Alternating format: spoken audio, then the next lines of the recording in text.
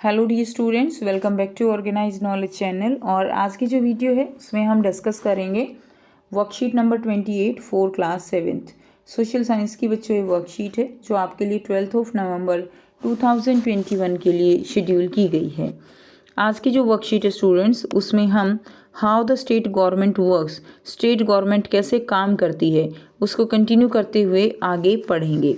सो worksheet शुरू करने से पहले प्लीज़ चैनल को सब्सक्राइब कर लीजिए, बेल आइकन को प्रेस कर लो ताकि आपको आने वाली वीडियोस की नोटिफिकेशन समय से मिल जाए। ठीक है, सो देखिए क्या दिया गया है। पिछली वर्कशीट में हमने पढ़ा था कि गवर्नमेंट जो है वो 3 लेवल पे काम करती है। क्लियर? फर्स्ट है सेंट्रल लेवल, सेकंड है स्टेट लेवल एंड थर्ड है लोकल लेवल। अगर हम सेंट्रल लेवल की बात करें तो इसमें जो प्राइम मिनिस्टर हैं, ठीक है, देश के, वो जो है सेंट्रल लेवल पे काम करेंगे। स्टेट की बात करें तो चीफ मिनिस्टर और जो एमएलए होते हैं वो जो है यहाँ पर स्टेट लेवल पे काम करते हैं। अगर लोकल लेवल पे बात करें तो हेड हो जो होते हैं लाइक सरपंच है, वो जो है लोकल लेवल पे काम करते हैं। इस तरह से गवर्नमेंट के कितने लेवल हैं? 3 लेवल हैं, central level, state level and local level. अब देखिए, our country India is a union of the state. हमारा जो कंट्री है उसको जो है अलग अलग स्टेट्स में डिवाइड किया गया है, स्टेट्स का यूनियन है। It has 28 states and 8 union territories. तो इसमें 28 स्टेट्स हैं और 8 जो है क्या है, यूनियन टेरिटरीज हैं। These states and union territories are again divided into district. और देखिए ये जो है कंट्री है, कंट्री जो है कितने स्टेट्स में, 28 स्टेट्स और 8 यूनियन टेरिटरीज में बटा हुआ है। और हर एक स्टेट जो है आगे फर्दर डिस्ट्रिक्ट में बटा हुआ है। ये हमने पिछली वर्कशीट में भी समझा था। हर एक स्टेट किस में बटा हुआ है? अलग अलग डिस्ट्रिक्ट में बटा हुआ है। Clear? And other areas to run the government smoothly. Every state in India has a legislative assembly. हर एक स्टेट की अपनी क्या है? एक लेजिस्लेटिव असेंबली है। Member of the legislative assembly are called MLA. जो इस लेजिस्लेटिव की असेंबली के मेंबर होते हैं उनको एमएलए कहते हैं।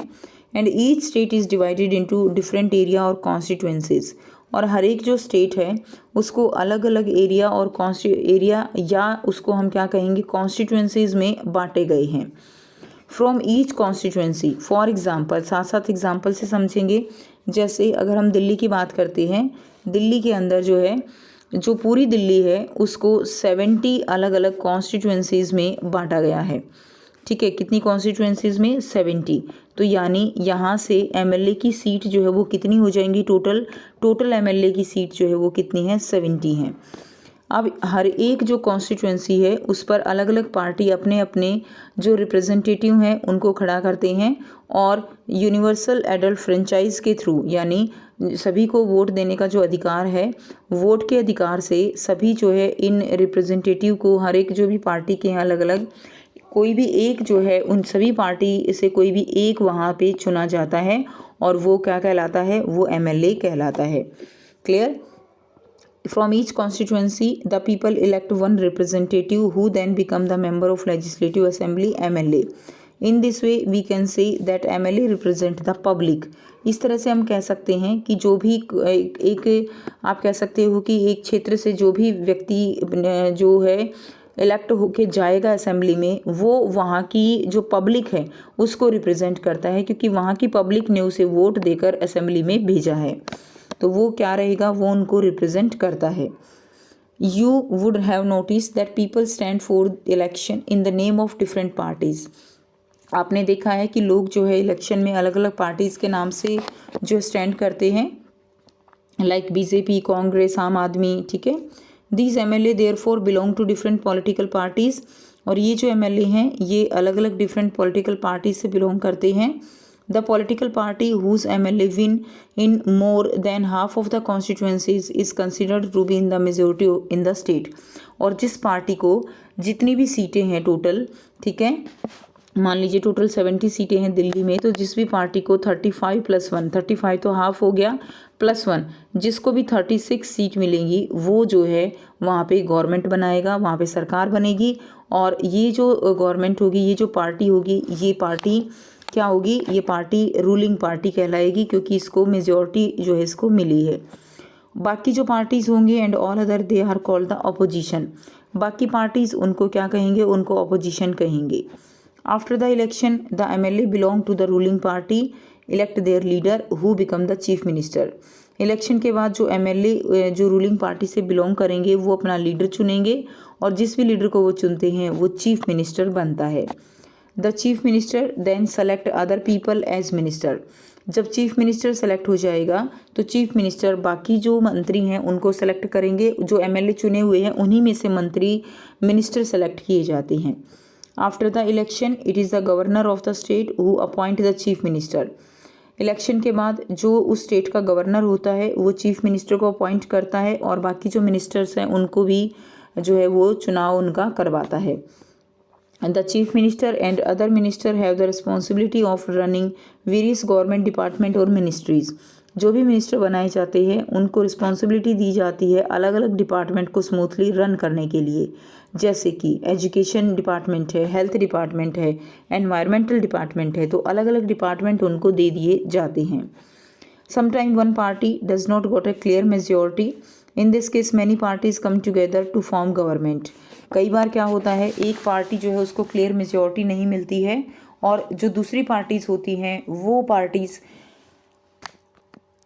आपस में मिलकर जो गवर्नमेंट है वो फॉर्म कर लेती हैं and such government is called the coalition. ठीक है, इसको हम आपने नाम सुना होगा गठबंधन की सरकार, जिसको हम क्या कहते हैं, कॉलिशन कहते हैं। आपस में कॉलिशन कर लेते हैं और वो जो गवर्नमेंट है उसको कॉलिशन गवर्नमेंट कहा जाता है। अब आपको यहाँ पे एक एक्टिविटी दी गई है। The result of the state assembly election is given below, answer based on the result. ठीक है, तो आपको यहाँ पर एक जो है एक रिजल्ट दिया गया है कि स्टेट असेंबली इलेक्शन का, जिसमें पॉलिटिकल पार्टीज़ हैं, इमेजनरी नेम है लोक अधिकार पार्टी जिसको 43 सीट्स मिली हैं, जनता कल्याण दल जिसको 16 सीट्स मिली हैं, अदर पार्टीज़ जिनको जो है 3 मिली हैं, एंड इंडिपेंडेंट जो किसी भी पार्टी से बिलोंग नहीं करते उनको 6 सीट मिली हैं। टोटल सीट कितनी है, 68 हैं।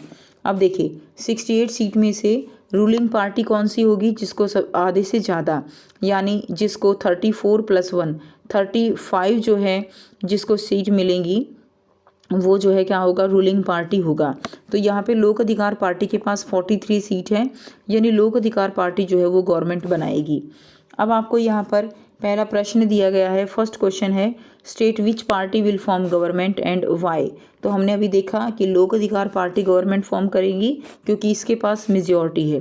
तो इसका आंसर जो है हम यहाँ से लिख देंगे लोक अधिकार party will form government because they got majority. ठीक है, तो ए का आंसर क्या हो रहेगा, जो लोक अधिकार पार्टी है वो गवर्नमेंट बनाएगी बिकॉज दे गॉट मेजॉरिटी, उनके पास क्या है, बहुमत है, मेजॉरिटी है। नेक्स्ट देखिए सेकंड बी पार्ट है which parties will be called opposition and why. कौन सी पार्टी में अपोजिशन होगी। अब देखिए ये तो रूलिंग पार्टी हो गई, बाकी जो बच गए वो क्या हैं, वो जो है अपोजिशन कहलाएंगे। एंड क्यों कहलाएंगे, क्योंकि उनको मेजॉरिटी जो है वो नहीं मिली।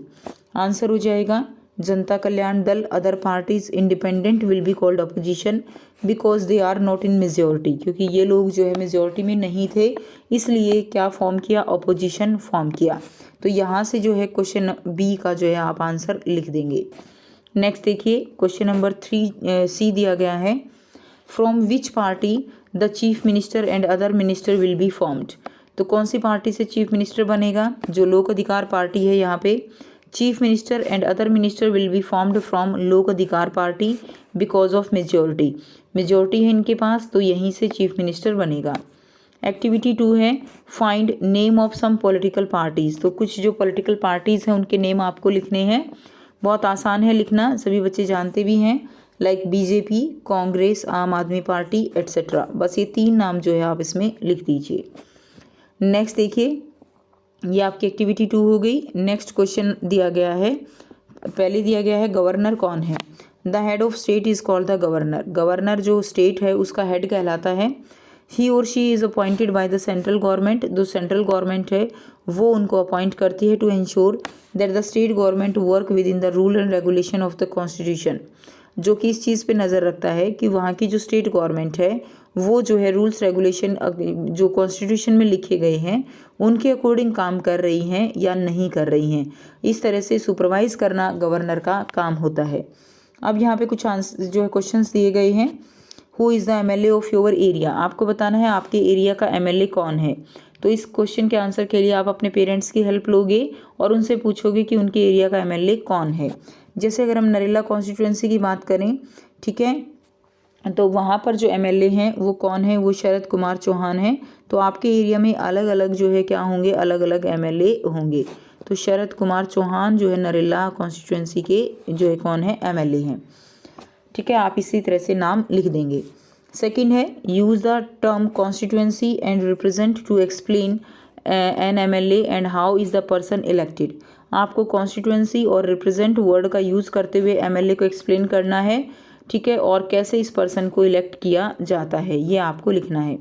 यहाँ से इसका आंसर लिखेंगे, each state is divided into different areas और कॉन्स्टिट्यूंसीज। हर एक जो स्टेट है वो अलग अलग एरिया या कॉन्स्टिट्यूंसी में जो है डिवाइड किया गया है। From each constituencies the people elect one representative who then become a member of the legislative assembly. हर एक कॉन्स्टिट्यूंसी से पीपल जो है लोग एक रिप्रेजेंटेटिव अपॉइंट करते हैं जो कि लेजिस्लेटिव जो असेंबली है उसका कौन होता है, उसका मेंबर होता है। ठीक है, तो ये वाला आंसर आप इसमें लिख देंगे। सो ये थी आपकी आज की एसएसटी की वर्कशीट। आई होप सभी स्टूडेंट्स को क्लियर है। फिर भी कोई डाउट है तो पूछ सकते हो। वीडियो अच्छी लगे तो प्लीज़ लाइक कर दीजिए, शेयर कर दीजिए और चैनल को सब्सक्राइब कर लीजिए। So thanks for watching. मिलते हैं नेक्स्ट वीडियो में नेक्स्ट वर्कशीट के साथ। Take care.